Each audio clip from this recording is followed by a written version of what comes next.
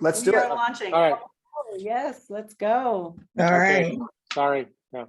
No, it's good. Woohoo! Hey, hey, hey. Oh my God. Welcome, everybody. Welcome, welcome. Throw on those cameras and pop it into the gallery view.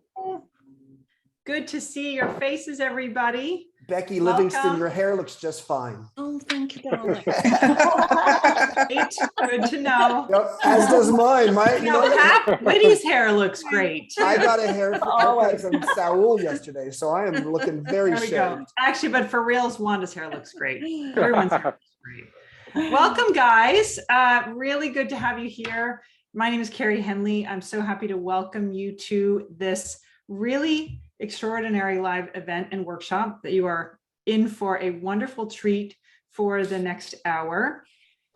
We are very interactive in our community, so we encourage you to throw it in the gallery view, check each other out, get involved, and enjoy this conversation, not just as a bystander, but as a full participant. So let's start. We have over 2,000 alumni and lots of folks who come to these events who've just maybe heard about MEA, but weren't sure what it is. So if you're one of those people, wave at us. Is this your first time to an MEA event?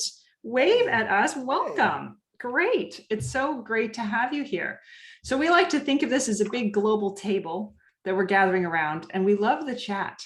So go ahead and go down in the chat and put down where you're from. Where are you in the world? We have alumni now from, I think, 33 countries. Is that right, Chip? I think 33 or 35, depending upon whether we think Russia's a country. Well, we'll save that discussion for later at the bar. But for now, go ahead and watch our chat waterfall here blowing up with all the places that we have today joining us. And lots of our folks are planning to watch the recording later because it's either they're sleeping right now or they're at work.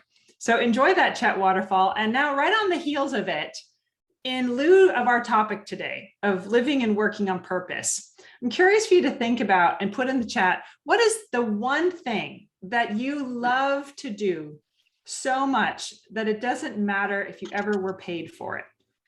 Put that in the chat. What is something you love to do more than anything that you don't care if you ever got paid Keep for it clean though, guys. Keep it clean. Keep it clean. Come on, people. Let's go. Oh, look at this waterfall of all the amazing things that we love to do. Hiking and teaching and photography, talking about wine. There we go. Skiing, dancing. Yes. Beautiful. So with that beautiful waterfall, welcome.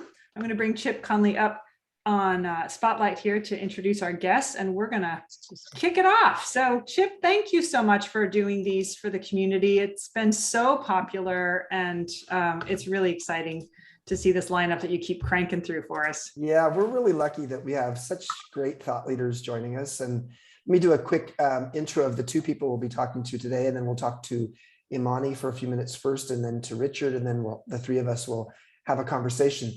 When it comes to Amani, so there's a guy named Ken Dykewald, and we've not yet had him on here, but we will have him one of these days. Ken's a good friend, and he showed me this, I think it's a PBS series on aging, and it was before it was publicly out there, and he said to me, of all the people who are in the show, who did you most admire, or who are you interested in? Anybody I can introduce you to? And I said, I want to meet Dr. Amani Woody. She was my favorite by far. Because she just knew, she's got such insight. She's got unvarnished insight, which is another form of modern elder wisdom.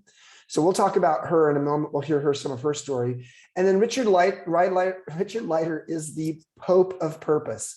There is not a person on this planet who, I think that's a lot of peace, not a person on this planet who is as proficient at purpose as Richard Leider, who should change his name, his initials to PP, just so we have some more alliteration.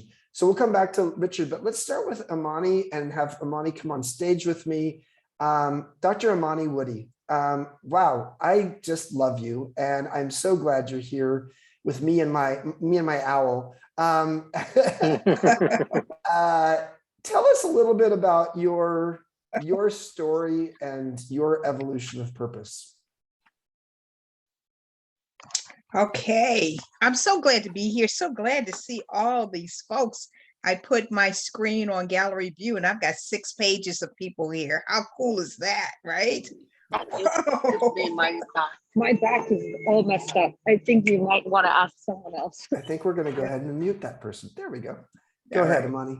All right, so purpose, living with purpose is what I'm trying to do, but I didn't know that I was really trying to do that until some folks, Chip and some other folks, kind of said, "Yeah, that's what you're doing. You're living with purpose." For me, I'm living. I'm making a difference. I hope in how the world, how I see the world, and how the world is for everyone. And I'll share a couple of stories. When I was young, some young stories. So I was born 3 pounds, 3 ounces. And back in the day, that was a preemie. And at the time in 1952, preemies were dying because they didn't, or going blind because they did not know that too much light in the, it would be called the NICU now. There was no such thing then. There was too much light and it was blind. They were trying to keep the babies warm and they were blinding the babies. So you either were blind or died, and I lived. How cool is that? So that's for my parents. That was a sign that I had a purpose moving forward. And so I'm the oldest of 5 kids. And so I've always been a helper. I've always strived to be a helper. There's an anniversary that's coming up for me on May 31st. My mom died. And this is a sad story in that every holiday, my pop would take us on a ride. We lived in Washington, D.C., which was segregated at the time. And I didn't know that. And my mom got sick. And so we took her to a Christian hospital in the city, and they said they don't serve Colored People Week, so she could not go into that hospital. And then we went to another hospital that no one wanted, that Black people could go to, colored people could go to at the time. There were 2 hospitals. One was Freedman's and one was DC General, the city hospital. So my pop took my mom to the city hospital, and she went in and they thought she had DTs. For those uninitiated, that's like a alcohol withdrawal syndrome. My mom didn't drink. Anyway, she died out there in the hallway. Oh. And I didn't realize that until later, right? So here's my pop with these 5 kids, working class kind of guy, pulling himself at this time up to be middle class. We just bought our house, the house that I'm building Mary's house from, which is a story and you can look up later. What's the purpose? I have this real strict Pentecostal pop who has these 5 kids that he has to care for. And how do I make a difference? And so I became an advocate for my siblings, right? My pop's strict, and I become I joke with some people that I become the parent, right, for these children, and kind of a wife for my dad, right, making sure everybody eats and all that kind of stuff. So that was part of a purpose-driven life, to make sure that folks were okay. As I got older, civil rights in my young adulthood kind of hit, that my mom died in that hospital. So here's the purpose, right? Purpose that people should be treated equally. Black people are part of the mix. How can we work for the underdog? What can we do? How can we do that? And as I move forward in life, I'm working with people of color, Black people, women in particular, all those issues. So, I have to say this out loud. So the Roe versus Wade being turned is just breaking my heart, right? Because I have soles of shoes that I've marched so that would happen. And here it goes. My grandkids will be marching to the same thing. Anyway, so that's a sad thing, but having purpose to make life better for folks. And so as I get older, I'm really becoming I'm really acknowledging that I'm purpose driven, and I want to make life better. In our country, being old often doesn't translate to being revered, right? It doesn't translate to being special and even welcoming. And if you're LGBTQ, which I am, SGL, same gender loving, it can be doubly hard. So those intersectionalities of race, gender, class, all those things can kind of really hurt an old person. And Betty Davis is credited with saying, old age ain't for sissies, right? And she wasn't talking about gay people. necessarily. She was talking about old age is freaking hard. And so I decided to build housing for old people because of discrimination. Even for, if you see ads advertising the new condos, do you see older people usually, unless it is a senior retirement home, right? I didn't see myself portrayed. I didn't see anybody who looked like me. So that was an issue. So I said, okay, so let's build some housing. Let's build some community. Let's build a tribe, villages while we live. And so I just love what Chip is doing and building this community, this village, right? Because it takes a village to raise a child and provide quality love and assurance for old people. Well, that was a lot. Thank you. So just a question or two. How did you get involved in the aging space? Because I know and what's your doctorate is in what, so that how do we understand your thought leadership in the aging world? Sure. So I worked for AARP for over 10 years, and I worked in its foundation, and we were putting together programs for older people around the country. And that was my foray into being in an older space per se. Before that, though, I worked with a national Black something, God, I just had a brain freeze. Organization that was the first organization for Black folks on national issues, and worked there for older Black folks. CSEP, I don't know if you all know those programs. There's some employment programs that they were involved with. So I had a taste of that, but AARP really gave me my footing into, these are old people. And then Chip, I'm getting older. You are getting older. 7th decade. Yeah. This is your 7th decade. Yeah. So when you hear the word elder, what does that say to you? Is it a positive? Is it a negative? Elder is a positive, senior is a negative. Okay. Elder is a positive, senior is a negative. AARP, is that a positive or negative? AARP is perfect, older adults. Okay. All right. Let's move on to Richard, and we're going to then bring the three of us back together. So thank you, Imani. You're welcome. Thank you. Richard, join us on stage. The Pope of Purpose. You are teaching a workshop here this fall at MEA in Baja called The Power of Purpose, and you have books dedicated to purpose. Tell us, enlighten us on, given that you're like one of the powers that be on the subject of purpose. Tell us a little bit more about that, and how can we be a little bit more prescriptive in our lives around our purpose? Well, first, thank you, Chip. First of all, Amani,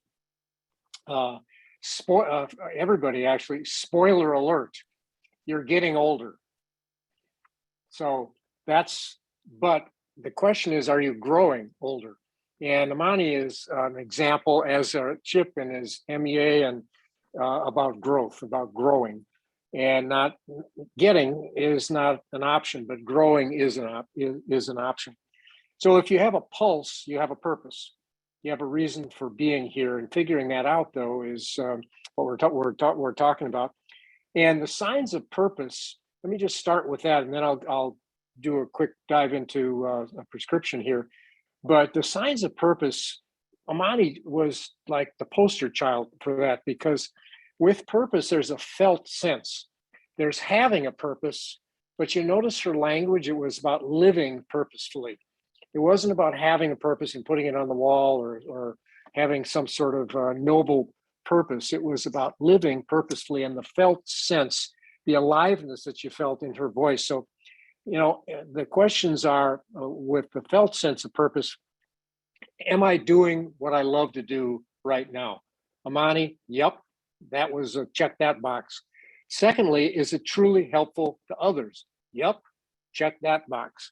And does it energize me or drain me? Well, obviously it energizes her, because she could have gone on with more of the differentiation. But so living purposefully is fundamental to a meaningful life. And I always have to say this, Chip, and you and I share the same view in some ways on this, and that is that In 1968, I spent time with Viktor Frankl while he was still alive. It changed my life forever. Everybody on this call has had fortuitous encounters with people that were game changers for them. All of a sudden, it's like, oh, I saw the world differently because of who they were or what they meant to me at that time.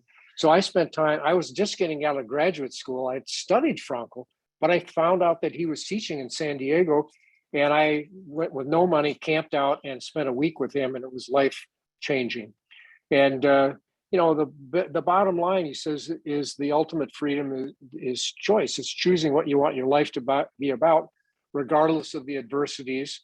And think of Amani's adversities. I mean, I can't even imagine all the things, starting with her birth and moving forward with her, taking care of her siblings, and all of that. So I talk about unlocking purpose, not discovering it. It's not out there, it's in here. So MEA is all, for me, all about, with all of the people, about unlocking it, giving a frame to it, giving a language to it, giving support to it. And so there are three things I want to just summarize here. Number one is purpose is a verb. And your piece that you just wrote was brilliant about that. But action precedes clarity.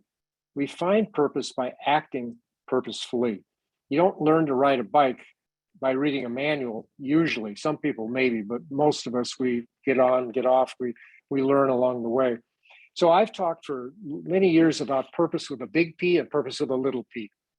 Purpose with the big P is kind of the noble purpose and having a purpose, which is good. We need to step back and look at our legacy, look at our life. But the small p purpose is a daily act. And that's the verb, where we can make a difference in one person's life, hopefully on this call, but every day in different ways. And so that's one thing. The second thing is that purpose is a path. And the path has a pattern to me. And the pattern, or the formula, and Chip and I, we both love equations. And my equation is gifts G plus P plus V equals C. Gifts plus passions plus values equals calling. And calling is to me interchangeable with purpose. We all have a calling, and we can discern that calling in a variety of ways. But one way is to really figure out that formula. Am I using my gifts, like Imani was, on things she cares about or is curious or passionate about, in environments that are healthy for her, that give her a voice and give her the liberty and the freedom that Frankl talked about to make those kinds of choices. And so the gifts is find out how you want to help or serve. Passions is finding out who you want to help or serve. And values is where you want to help or serve, equals calling. And so spoiler. Say that again, because that was a lot right there. That was a dense piece of chocolate. So we want to savor it. So say that again. So the equation is gifts, passions, and values. The gifts are how you want to serve. And we could dive into that. Passions, or P, is who or what you want to serve. And values, or V, is where you want to serve, the culture or the organization or the environment that you want to have a voice in and serve. And so the bottom line, basically, spoiler alert number 2, is you're here to serve. Full stop. You're here to serve. How you do that, everyone's an experiment of one. We all get to, and at different times in our life, like midlife, we check that. We relook at that in some way. So purpose is a verb, purpose is a path with a pattern. And the third thing is purpose is a practice. And my answer for what is a practice? Well, a practice is something you do every day that you can actually make a difference in one person's life every day. And so the universal, my final statement here, Chip, and then we'll turn it back to you, is this. I believe that that number one, purpose is fundamental. It's not a luxury for any particular category of people or culture. It's worldwide, and it's fundamental to health, to healing, to happiness, and ultimately, as Becca Levy says, to longevity. And when I did the PBS special, I went to neuroscience labs around the country and met with neuroscientists who were measuring purpose in the brain, purpose in well-being, and I was, finally, after people say, "Oh, you're so lucky, you hit this aging thing just right with the boomers and everything," and I went, "Yeah, 50 years later, it's kind of like." But as you know, Chip, every new idea like MEA goes through, first of all, ridicule. Are you kidding me? A modern elder academy? Baja? Are you kidding me? It's like, and then I don't know if you heard that, but I assume you heard some of that. Yeah. Schopenhauer says every new idea goes through, first of all, ridicule, then opposition. People actually push back, and purpose in healthcare, for example, a lot of pushback. Now I do purpose in the Mayo Clinic and the Cleveland Clinic and Johns Hopkins, and these are places that in the past would never do purpose with a patient, and now it's everywhere. So first it's ridicule, then it's opposition, and then self-evident. What you're doing, I think, in MEA is self-evident. I think purpose is now self-evident, and the universal purpose is to grow and give. That's the bottom line right there. If people say, "What's this purpose thing?" and say, "Chip, did you get up today? Are you growing and giving today?" At the end of the day, if you can go to sleep at night, you'll get a good night's sleep if you grew and gave today. So the way I hear it then, Richard, thank you. Something's a purpose if you're growing and giving in the process of it. So the idea of being the world's leading expert on chocolate for your own pleasure is probably not a purpose. But if you're actually being the world's leading expert on chocolate and helping other people see the beauty and love and maybe even the health benefits of dark chocolate, maybe it is a purpose. Yeah. Well, my purpose, for example, big P, is to help others unlock the power of purpose. Big deal. I mean, people say, "Well, that's your brand, that's what you do." And I said, "No, I'm passionate about that. I think about it all day, every day." But what really matters to me is the small P. And that's making a difference in one person's life every day. So I talk about the 2-minute purpose practice. Get up tomorrow morning, pause, 3 steps. Pause. In other words, don't turn to your cell phone immediately. Secondly, take 3 deep breaths, center. And third, determine with intention how you're going to make a difference in one person's life today. If you do that every day for 5 days, you will understand what living purposefully is about and the felt sense of what that really is. Wow. So Imani's taking notes. I love that. I love it when we're learning from each other. So Imani, let's talk about you. Let's go back to you about like Mary's house. Based upon what you just heard from Richard, do you fit that model? Do you fit the model of how purposeful you are around Mary's house? And explain what Mary's house is. Sure. Richard, thank you. I feel like I had a consultation with you. I appreciate it. How cool is that? Wow. Big P, little P. So Chip, to answer your question, Mary's house. So Mary's house is purposeful to me, and I have fun doing it, even though it's a freaking headache often. Is that so? My dad went into a nursing home, and he had a couple of pennies put together, so he went into a good one. He went in, I think I shared this with Chip, he went in continent and came out incontinent. Actually, we pulled him out of that home so that he could die at home, right, with family. And so I wonder, and people, it wasn't that people didn't like him. They liked him, but they were doing their job, and the atmosphere, the environment for older people in any kind of home is what he experienced. And so I was wondering what would happen to him if he was LGBTQ SGL, same gender loving, right? What would have happened had he been an out trans person? Had he been an out gay man, an out lesbian? What kind of treatment would he have gotten if he's getting this as a middle class pillar of his community guy, old guy, what he would have gotten? So the purpose was so how can we create housing? And the second purpose was the guy died. He was a colleague, and they upscale in a upscale neighborhood in a retirement center, and they found him 5 days later. He had died, and he was found 5 days later. So that, to me, my purpose is, as you were talking, Richard, I think is to connect people and create family. That's what I try to do. I think every day when I get up, I don't take 3 deep breaths, but I don't reach for my phone first either. So, and I think how can I connect community today? Who can I connect with community today? So we're building this affordable housing for my childhood home in Southeast Washington, DC, 15 rooms, 15-room residence. I started it so that my wife and I would have somewhere to go when we get old. But it's affordable. It's called affordable housing now. So we don't qualify. I have to build something else, or come to Baja. I don't know. We have to do something. We'll have to do something else. But there are people who will do this, and we're building it we're going to try to build it in every city, or have a friend just gave me some expert advice, say build clusters of them in a city, and build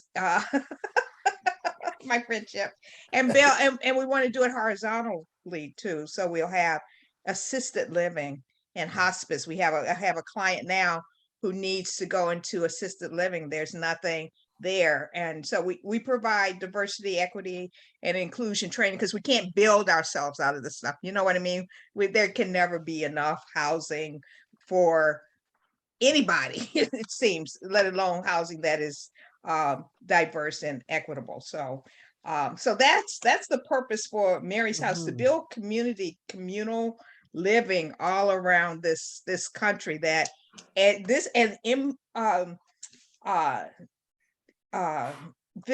as I'm looking at 10 pages now, it was 6 when I first started, 10 pages of folks on this call. This is a village, right? So building that village, building community is what it's all about, and it is my purpose. A couple questions. Can I? Oh, please go ahead, Richard. No, I was going to weigh in on this, because there's Amani is a poster child for this once again, and there are 3 myths or 3 falsehoods about purpose that I get pushback on, and maybe there might be some pushback, but maybe not on this call. But number 1 is that I have to have a cause. She has a cause. No, you don't have to have a cause. You have to be awake to make a difference in other people's lives on a day-to-day basis. It doesn't have to be a large cause, but purpose is always outside of yourself, or beyond the self. Number 2 is that, it's got to be a revelation. I have to have some sort of a breakthrough, or God's got to whisper in my ear, or some sort of, and so I'll wait till I get that revelation. And Richard, you and others have had that revelation because you met Viktor Frankl or whatever. No, it's an action. It's a verb. You act with clarity. Action precedes clarity. You start acting purposefully with intention, and it clears up, and there's this felt sense of energy. And the third thing is that it's a luxury for only the few. And Imani is a great example of, I've done purpose around the world, literally. And I found some of the most purposeful people in the bush in Africa, not necessarily people who have luxury, or, who have an education, or even know what purpose means, but they live and act purposefully. So I just wanted to weigh in that Imani, thank you for being so transparent about your own story, because it really is about purpose. There's another P word, which is present. Imani is present. Yeah. Present. For sure. I think one of the things that's interesting, Richard, is in the United States, and this may not be as true in other parts of the world, but because we are so possessed by our possessions in the United States, I think there are a lot of people who feel like they are somehow not a good adult, because good adults have the possession called purpose. It's almost like you go to oh my God, I went to fill my gas up at the gas station, and I went to the bathroom, and then I drove off, and I left my purpose, or my purse in the bathroom. It's like it's something that is a physical possession. But what I hear you saying is you can't have the noun of purpose unless you do the verb of being purposeful. Is that accurate? Totally accurate. Yeah. And two examples of that. One is that there are 1,440 purpose moments in a day.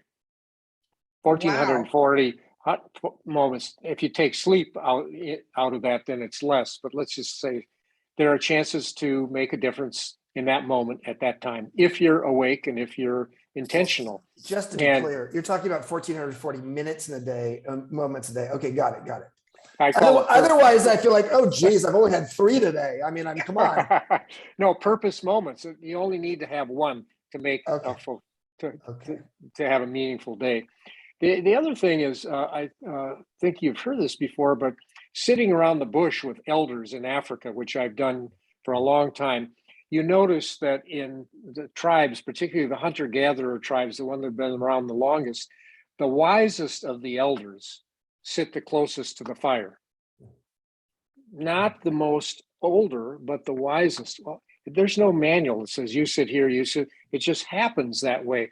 So at MEA, for example, where do the wisest of the elders sit? Do they sit why do they sit the closest to the fire? Because they have the stories, the wisdom, the listening, etc. And one of those elders, I wrote a book called Claiming Your Place at the Fire, which is about that very topic. And the elder who I was interviewing for one of them for that book asked me, he said, Richard, you know what the 2 most important days in your life are? And I said, of course, birth and death. And he was totally flummoxed. He said, you know, you write these books and you came over here in an airplane, you came out here in a Land Rover and you're sleeping in a tent. And he said, I sleep in the bush and I've never been more than 25 kilometers from here. We're through a translator, we're doing this. He said, well, I said, well, what are the 2 most important days? He said, birth, because of infant mortality. But the second most important day is the day that you determine why you're here, how you fit in. The only way we've survived as a tribe, as a hunter-gatherer tribe, is through total sharing of gifts. And that gifts means not only food, the obvious, but your talents. And he said, that's why it's not about the competitive, it's about sharing. And I learned more in those kind of conversations about purpose than in many ways studying it in the science. Yeah. So in MEA, we say wisdom is not taught, it's shared. And it is about how do you create the conversations that create a collective experience of gaining wisdom from each other. We're going to, in a couple minutes, we're going to open it up for questions. So if you want to ask a question to either of our esteemed guests, you can go down to the reactions button at the bottom and you can raise your hand. Or you can put a question in the chat, although we prefer that you actually ask it live. So we'll get to your questions in a moment. And Mark Twain actually, exactly, Mark Twain said that too. I think Mark Twain got it from the bush. I think that's what we know. Is that, I got it from a guy who was in his 80s who is Kampala, and you can see I'm in an Africa office and one of his artifacts is so valuable to me because when I look at it, I remember that every single time. You know, there's a great African proverb, which is when an elder dies, it's like a library burned down. Closes. Yeah. So it's it's a lot of interesting elder wisdom from Africa. Let me ask Amani back to you for a moment, and then we'll start going to questions. And I'll talk. Actually, well, let me say first before I go to a question here. For those who are finding this like, oh, this is really interesting, I want to make sure everybody knows that MEA does have a purpose course. We'll actually put a link into the chat. We have the purpose course that Richard is teaching down here in Baja. But for those of you, and that's in November. But for those of you who want to do this online and enjoy this kind of format and want to hear from not just Richard and Amani, who are actually teaching in the course, but John Donahoe, the CEO of Nike, or Sherry Lansing, who was the most powerful woman in the film industry. She was the CEO and chairman of Paramount Pictures. Richard Rohr, the famous Christian mystic. Blake McCoskey, who started Tom's Shoes. Lynn Twist, who wrote The Soul of Money. Arthur Brooks, who was with us a couple of months ago. Oh my gosh, we got quite a lineup. And the early bird plus rate actually expires this Sunday. So this Sunday, May 15th, is when the early bird plus rate expires. The actual course starts June 4th. It's 8 weeks long, and it's not a huge lift. It's about 2 to 3 hours a week of learning. And for every other week, we have a beautiful Zoom session like this. So if you want to learn more about that, check out the chat, and there's a link there, but also go to the Modern Elder Academy website. All right, before we go to questions, let me ask Imani, when you're living your purpose, my sense is you have a high threshold for pain. Like if someone's living their job, they're like, when they're living a job, there's an element of like, okay, you know what? I complain about it left or right. Like, but when you're actually living your purpose, your calling, there's this weird sense that you're being lifted by something beyond yourself, or you feel like things may be frustrating at times, but they're not as painful as if it wasn't a purposeful act that you're doing. Does that make sense to you? Sorta. I know. So you don't have to go through the details. You've been going through some tough times with the home recently. Right. So I don't do S&M anymore. I don't do S&M, but When you say S&M, what do you mean? I'll pass. Okay. Oh my God, we are going there, aren't we? No, we're not going there. Okay. But Okay. what I will say, Chip, is I that thought you meant sales and marketing. I do. Oh, I love it. Okay. Love that. Okay. But what I will say is that when you with a purpose, it's like everything. There's a challenge, yes, but that challenge can be overcome. I think you and I might have been talking about this, Chip, that yes, there is a challenge, but the challenge, there are forces that are in the universe. This is my personal belief, that because of I'm articulating it as purpose now, but because I know this can be, I know this can happen, it will happen. It is there's really nothing. I was born 3 pounds, 3 ounces. I really think there's nothing that I cannot do. I mean, my mom died when I was 10. I'm still standing. I just believe that the universe conspires to help once you decide, or once you know what's going on. Like I like what Richard says, you're awake. Then you're awake. You can't ever go back to sleep. I don't think you're awake, and and things will happen. Yeah, you can take a nap. And that, but that mindset shift to a purposeful way of being, sometimes we're pushed by pain and sometimes we're pulled by possibility. So sometimes it's a crisis and sometimes it's a possibility. And as Viktor Frankl said, in spite of everything, say yes to life. And how do you do that? Well, you have to have a shift in mindset, and that's not easily dished out. And as you say, wisdom is passed on and shared. It's not necessarily taught. Richard, I wonder if I'm sorry, Chip, I have a question. I wonder if we build on it, if we get these purposeful muscles, if it's like sometimes when I feel like when we experience grief, it builds on another grief, which builds on another grief. Does purpose, is it similar? Does what, I have this purpose and it works, and this goal, this challenge, do I get purposeful muscles? That's a great question. Here's my direct response. Knowledge is only rumor until it's in the muscle. Wow. Knowledge is only rumor until it's in the muscle. How does it get in the muscle? Through practice.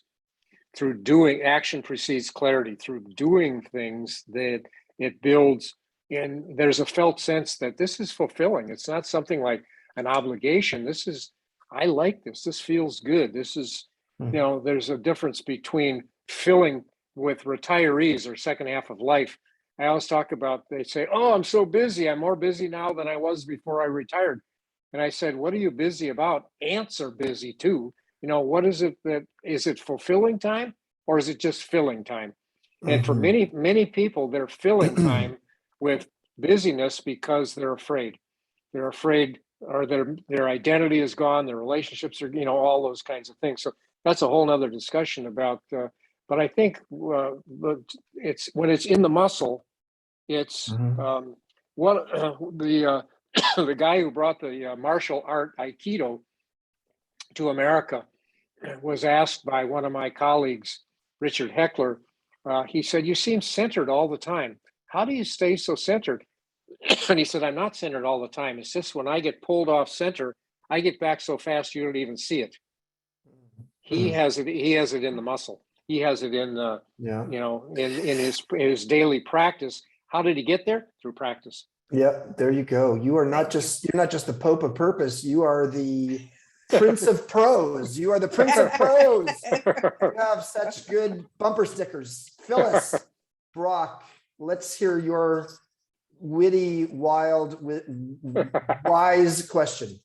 Well, first of all, thanks so much. It's fabulous, this conversation. My question is, and I've always believed in this, and I love what you're sharing, to have a big P and a little p. For me, my big P has always been about create environments where other people feel vital. And you can do that in a lot of domains. I did it in high tech for quite a long time.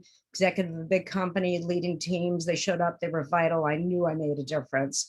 And now I teach MBA classes, and my students get it that I'm there because I care about them. I want everyone to really go be the leaders they can be out in the world. We take the courses, we travel around the world. Great, great sense of purpose from that.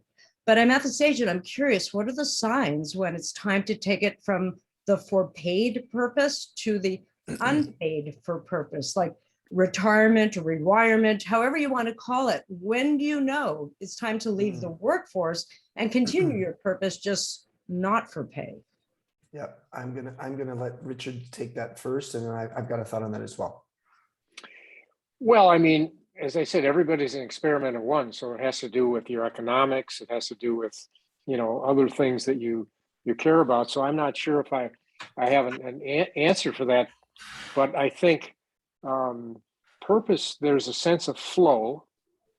Csikszentmihalyi called it flow. There's a sense of flow that you want to keep, and if that flow can come from doing it outside of an institution, then do it that way.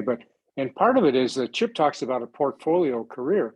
So maybe part of it's paid, part of it's not paid, part of it's something else. So I don't know how to answer exactly what the timing is. However, I know that one of the things that is central is your tribe, and tribe meaning your relationships. And so how do you keep those relationships alive if you're outside the institution? I'm not sure I can answer that for you, but I find that isolation is fatal. So many people today are so lonely, even though they're in the world, but they're not part of people who get them, who they can have this kind of conversation like we're having with, and they wish they would have been back where they were because they had that conversation there. So Chip, back to you. Community plus wellness equals social wellness, and that is what MEA is all about. So let me answer your question in this way, Phyllis. I'm actually literally at the top of the hour when we're done. I go into the classroom here to help lead a successful but not satisfied workshop here in MEA. And I'm going to talk a little bit about David Brooks' book, The Second Mountain. Yeah. And Brooks says that is the thing you notice about second mountain people. And what he says is basically the first mountain people. There's a first mountain you have in your career or your life that is really the thing that is most, frankly, often most present for you. It is often very practical, to use another P word. It is the way you actually pay for things, another P word. But there's a point in your life where what was the practical and sometimes ego-centered thing that you were doing starts to be the thing that you're on the backside of. And there's a second mountain. So Brooks says that is the thing you notice about second mountain people. There's been a motivational shift. Their desires have been transformed from one of 6 layers, and they move from maybe one layer to another. It could be from material pleasure to ego pleasure, or to intellectual pleasure, to generativity, or how do we give back to other generations, to fulfilled love, or to transcendence. And what I would say is based upon the work of Richard Rohr and Carl Jung, and Richard Rohr is going to be with us on May 31st. It was originally going to be May 25th. It's now going to be May 31st. for a session just like this. Oh my God, that's amazing. Also, this is a guy who came to MEA as a student after having written 51 books, like at age 78 and a half. Wow. And he's going to meet the Pope later this month. So like, okay, he's sort of important. Richard Warren and Carol Jung say that the primary operating system for the first half of our life is our ego. And for the second half of our adult life, it's our soul. So it's not surprising that at around midlife or later, you would have a stirring inside of you, Phyllis, that would say, it's time for me to do this other thing. And what is often called an encore career, based upon what encore.org coined as a term. It's an organization that I'm on the board of. So I would look at Second Mountain. I'd look at any book from Mark Friedman, because all of his books are great. We're going to move to Jerry. Can I just pile one thing on that? Yes. And that is that sometimes we're living, in spite of our success, a default life. That's a chapter in my new book. Am I living a default life? A default life it's life that we kind of fell into or were pushed into. And then we get to midlife, or we get to some point where we want to reinvent that or reimagine that. So that default life, we talk about having are you having a aging crisis, type of thing, not a midlife crisis, but a late life crisis. And that can often trigger the move out of what you were doing from a default life to this new version. Beautiful. Chip, can I say something? Yes, please, Imani. Phyllis, I wanted to say that I think I think we know. I think we have everything in us to kind of know.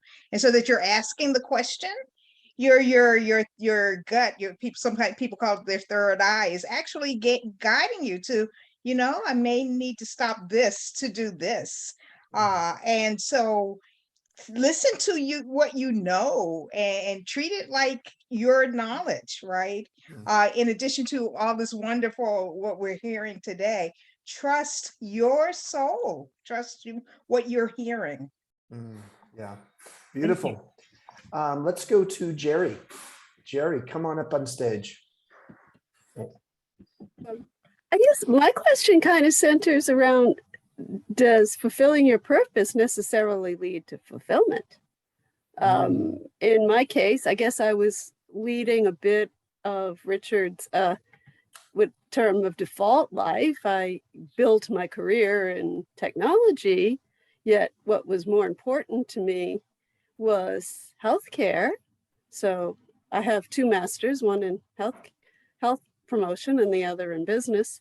And now I'm in a role where I'm combining the 2, Beautiful. building software to help people manage their chronic conditions. Do you feel purposeful? So I should be fulfilling my purpose, but by the end of the day, I'm just drained and exhausted, and it's not. Yeah, but maybe that's okay, Maybe the idea of purpose, a purposeful life, doesn't necessarily mean you feel fulfilled. Not necessarily. However, the key question is back to that formula. In spite of the role you're playing, are you using your most enjoyed gifts?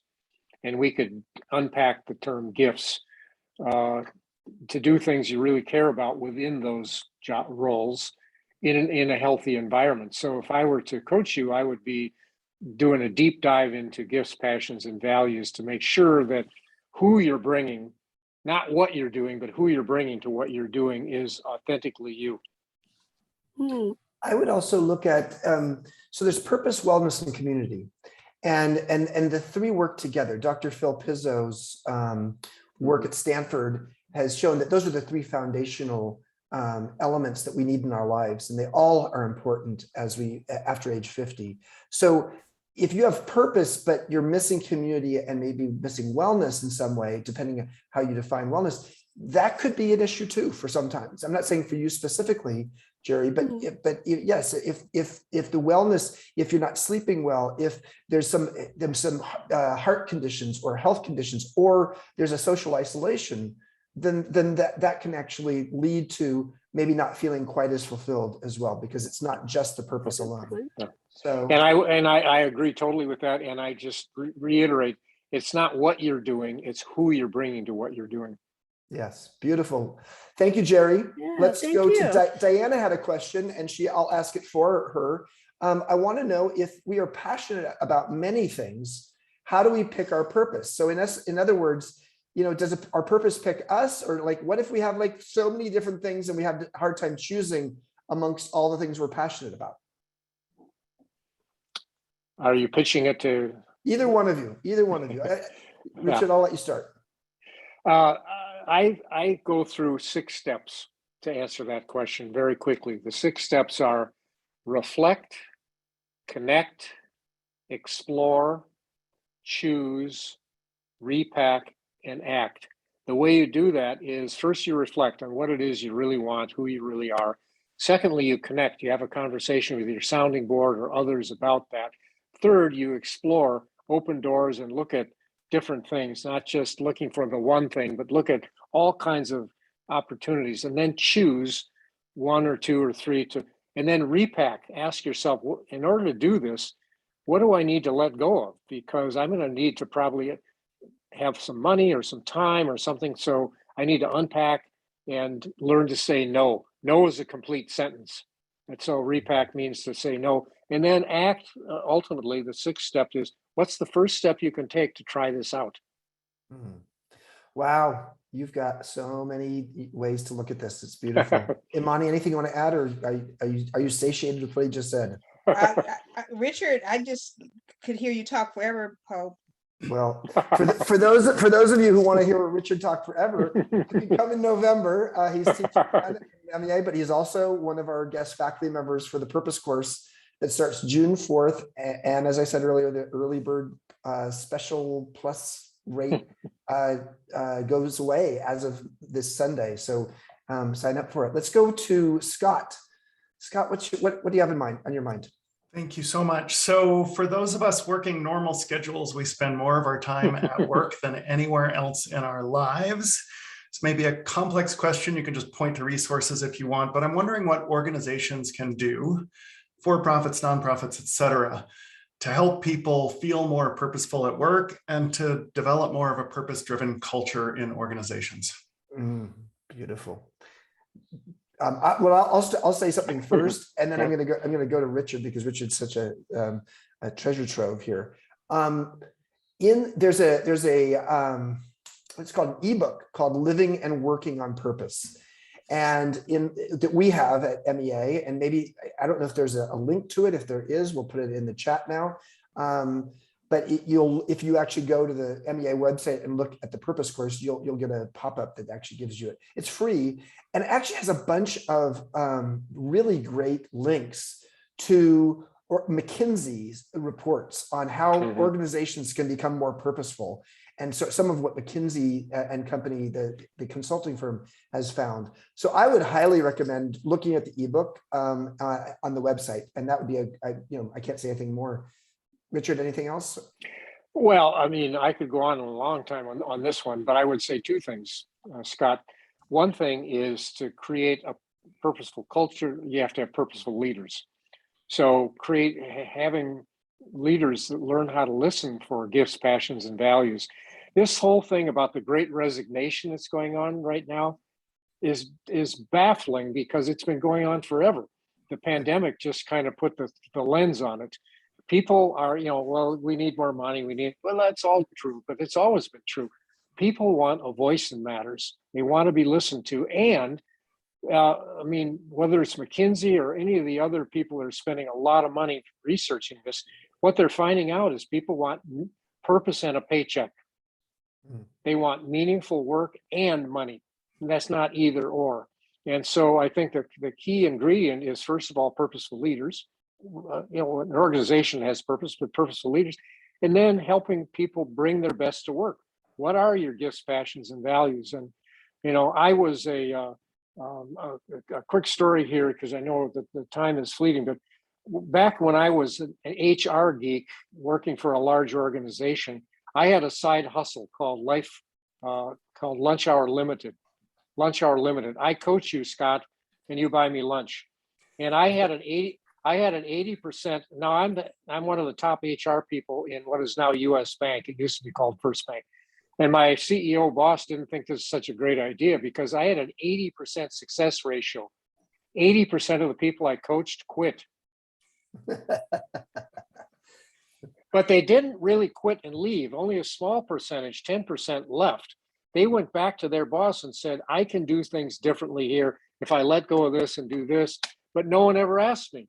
And so, they wanted to have a voice in matters. And so I think listening to find out how they can bring their best to work starts with purposeful leaders.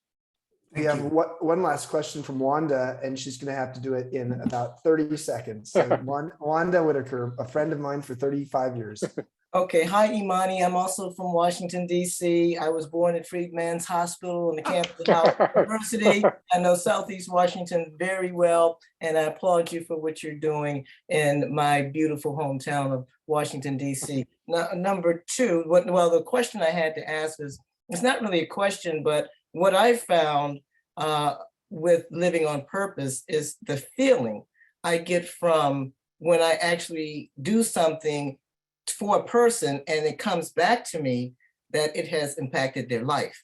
That makes me feel on purpose, and that keeps me going. And a lot of people are working for nonprofit organizations because they are built, they are made to serve. And many people who are retiring say, well, I don't want to work for a corporation anymore. I want to work to serve. And they start working for foundations and nonprofit organizations, may not pay as much money, but they're getting something, but the reward of the feeling makes them feel like they're doing something that money has no value for. Imani, any thoughts on that? I agree. Wanda, nice meeting you. Nice meeting a homegirl. I think I just agree with you. I just kind of lost my train of thought. I was all over the place here. That purpose in work, when I think about purpose in work, it depends on the culture, right? You want your culture, in my opinion, you want a kind culture, Scott. And for me, as you heard me talking about community, back in the day, folks thought they felt that they were working in a family business, and they treated it like their own business. It was their thing. So working as a family, that's my stick. Working as a family, being community, being, I care what happens to your kids, your spouse, your job, your tasks, your overtime, which all produces good, if we do it well, produces a good product on our end, a good service on our end. Beautiful. What a great way for us to wrap. There were more questions, but we weren't able to get to all of them. But I just want to say a huge thank you. What a great combo. I actually sort of love, 2 weeks ago, we had Janice and Aaron. By the way, they both still have space in their workshops in June. And they were awesome together. And two of you are awesome together. I feel like I am a social alchemist, or maybe a mixologist of people. You are. I'm a mixologist of people. There you go. That's my purpose. So thank you to both of you. Really love the fact that you're going to both be involved in our Designing Your Purposeful Path to Work course that starts June 4th. Feel free to check that out on the Modern Elder Academy website. And all I can say is thanks for being a community. We would not be here without all of you who tune in. And thanks to Carrie and Leslie. Great job of taking notes and putting the notes in the chat. I now need to go teach. Bye, Chip. Bye, Richard. Bye, Bye, Karen. Thanks so Bye, much. Leslie. Right. Bye, Thank you, everyone. everybody. Thank you for joining us. Have a great rest of your day. We'll be sending off the recording soon. Take care, everybody. Bye. Bye. Bye-bye. Thanks so much. Be well.